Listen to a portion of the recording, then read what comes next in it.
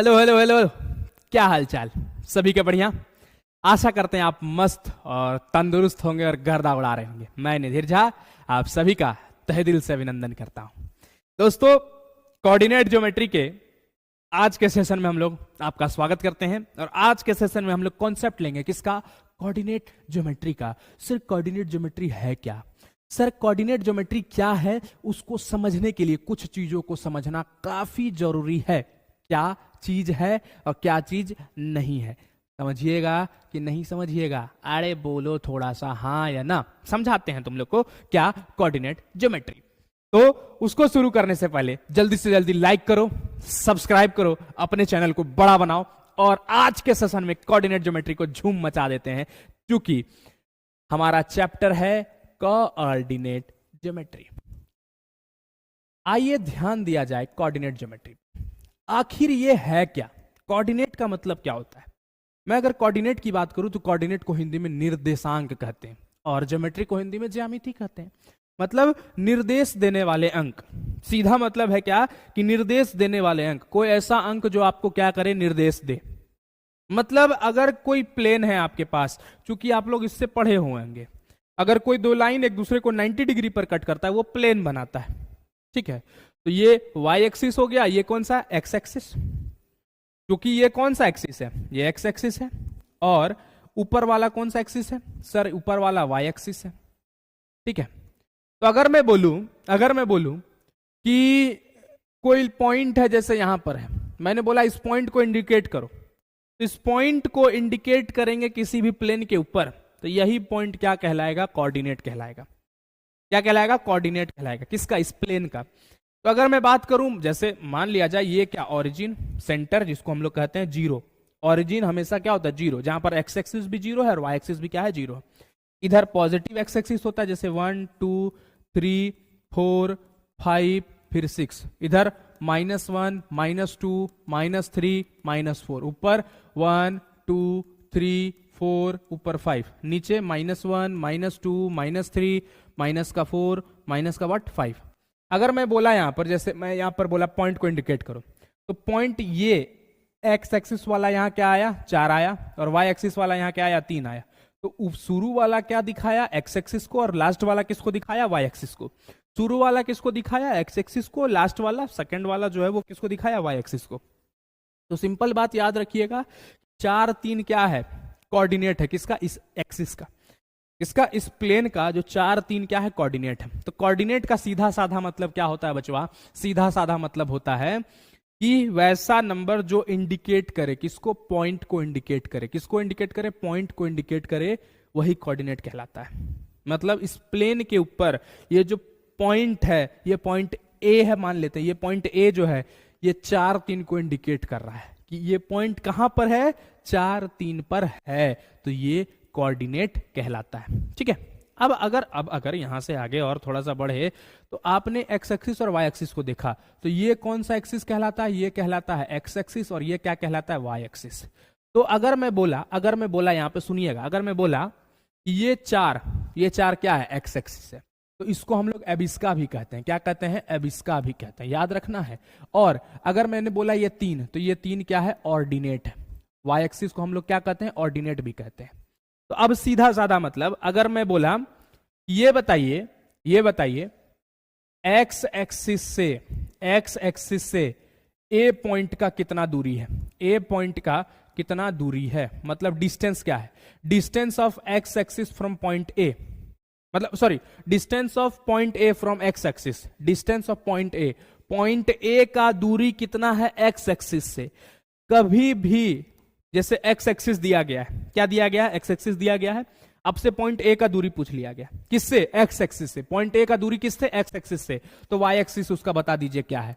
उसका Y axis बता दीजिए। उसका वाई एक्सिस कितना है? 3 है। तो इसका आंसर क्या होगा? 3 होगा। ध्यान दीजिए क्या बोल रहा हूं। मैं बोल रहा हूं कि पॉइंट ए का एक्स एक्सिस से कितना दूरी है, तो एक्स एक्सिस से दूरी पूछ रहा है, तो उसके वाई एक्सिस को बता दीजिए। और अगर पूछता वाई एक्सिस से पॉइंट ए का कितना दूरी है, पॉइंट ए पॉइंट का कितना दूरी है, मतलब डिस्टेंस है, तो आप उसके एक्स एक्सिस को बता दीजिए। किसको बता दीजिए? एक्स एक्सिस को। सिंपल मतलब कितना दूरी है? 4 दूरी है, 4 यूनिट का डिफरेंस है। कितने यूनिट का डिस्टेंस है, 4 यूनिट का। बस ये सब चीजें याद करना है। तो कहने का मतलब कोऑर्डिनेट ज्योमेट्री में कुछ चीजें बहुत आसान है। क्या है, एक्स एक्सिस और वाई एक्सिस, बस यही 2 एक्सिस है, इसी को पढ़ना है। उसके बाद एक्स एक्सिस से दूरी पूछेगा तो वाई एक्सिस बता दीजिए। कभी कभी पूछ लेगा अब इसका से कितना दूरी है, तो ऑर्डिनेट बता दीजिए, मतलब वाई एक्सिस बता दीजिए। और कभी कभी पूछेगा ऑर्डिनेट से कितना दूरी है, तो उसके एक्स एक्सिस को बता दीजिए, मतलब वाई एक्सिस से दूरी पूछ रहा है तो एक्स एक्सिस को बताइए, एक्स एक्सिस से पूछ रहा है दूरी तो वाई एक्सिस को बताइए, बस बात खत्म। अब आगे चले। तो इसी में हम लोगों को 2 चीज पढ़ना है। हम लोग को एक पढ़ना है, ये क्या हो रहा है जी, इसी में हम लोग को 2 चीज पढ़ना है। एक पढ़ना है डिस्टेंस फॉर्मूला और एक पढ़ना है सेक्शन फॉर्मूला। डिस्टेंस फॉर्मूला क्या होता है, अगर ये प्लेन है और इसी तरह से एक लाइन इस तरह से ड्रॉ हुआ ए और बी, ठीक है, इस 2 पॉइंट को हमने ड्रॉ किया। अगर ये 2 पॉइंट ड्रॉ हुआ तो इस ए और बी के बीच का डिफरेंस आपसे पूछेगा, मतलब डिस्टेंस पूछेगा कितना है। तो ए और बी का डिस्टेंस निकालने के लिए फॉर्मूला होता है उसके दोनों एक्सिस x2 माइनस x1 का होल स्क्वायर कर दीजिए और y2 माइनस y1 का होल स्क्वायर कर दीजिए। चूंकि ये पॉइंट का कुछ ना कुछ x एक्सिस भी होगा और ये पॉइंट का कुछ ना कुछ y एक्सिस भी होगा, और उसी तरह इस पॉइंट का x एक्सिस होगा और इस पॉइंट का क्या होगा, y एक्सिस होगा। तो x1 y1, x2 y2, बात क्लियर है यहां तक। तो अब यहां से अगर देखें तो x2 माइनस x1 का whole square, y2 minus y1 का होल स्क्वायर, ये डिस्टेंस हो गया। उसके बाद हमें पढ़ना क्या है, हमें पढ़ना है सेक्शन फॉर्मूला। क्या पढ़ना है बचवा, हमें पढ़ना है ना छड़, हमें पढ़ना है सेक्शन फॉर्मूला। तो सेक्शन फॉर्मूला कैसे किया जाएगा, सेक्शन फॉर्मूला क्या होता क्या है, पहले इसको समझो। एक लाइन ऐसे करके कोई प्लेन है और इस प्लेन को अगर कोई लाइन ऐसे करके आके काट दे, ऐसे करके आकर क्या कर दे, काट दे। यहां से सर ऐसे करके काट दिया, तो चूंकि ए बी एक लाइन था और एक लाइन को आकर के ऐसे करके कोई काट दिया, तो इसको कुछ ना कुछ हिस्सों में बांटा, इसको कुछ ना कुछ हिस्सों में बांटा। मान लेते हैं डी पॉइंट पर कट किया, इसको कुछ ना कुछ हिस्सों में बांटा। तो मान लिया जाए कितने कितने हिस्सों में बांटा, m1 और m2 के रेशियो में बांट दिया। कुछ हिस्सों में बांटा तो m1 और m2 के हिस्सों में बांटा। तो अब ये बताइए कि यहां पर जो कट किया है इसका कोऑर्डिनेट क्या होगा, जहां पर कट करेगा उसका भी तो कोऑर्डिनेट होगा, हाँ या ना। तो उसके कोऑर्डिनेट को निकालने के लिए, एक्स कोऑर्डिनेट को निकालने के लिए फॉर्मूला है m2x1 प्लस m1x2 अपॉन में m1 प्लस m2, और उसके बाद y एक्सिस को निकालने का फॉर्मूला है m2y1 प्लस m1y2 अपॉन में m1 प्लस m2। देखिए क्योंकि एक्सटर्नली इंटरनली का कोई कॉन्सेप्ट ही नहीं है, इंटरनली ही आता है आपके एग्जाम में, एक्सटर्नली डिलीटेड है। ये 2 फॉर्मूला से हम लोग क्या निकाल सकते हैं, इसको कोऑर्डिनेट को निकाल सकते हैं। इवन की हम लोग m1 m2 भी निकाल सकते हैं, मतलब कितने रेशियो में बांटा है वो भी निकाल सकते हैं, अगर हमें ये दोनों कोऑर्डिनेट पता है तो। मतलब x और y पता है तो हम लोग रेशियो भी पता कर सकते हैं, और कभी कभी दोनों भी अगर नहीं पता है तो भी हम लोग क्या पता कर सकते हैं, रेशियो पता कर सकते हैं और कोऑर्डिनेट भी पता कर सकते हैं। वो तमाम तरह की चीजें जानने के लिए आप हमारे अगले वीडियो के लिए इंतजार करें। अगला वीडियो हमारा क्वेश्चन का सीरीज, और उसमें हमने सब कुछ डिस्कस किया है कोऑर्डिनेट ज्योमेट्री का।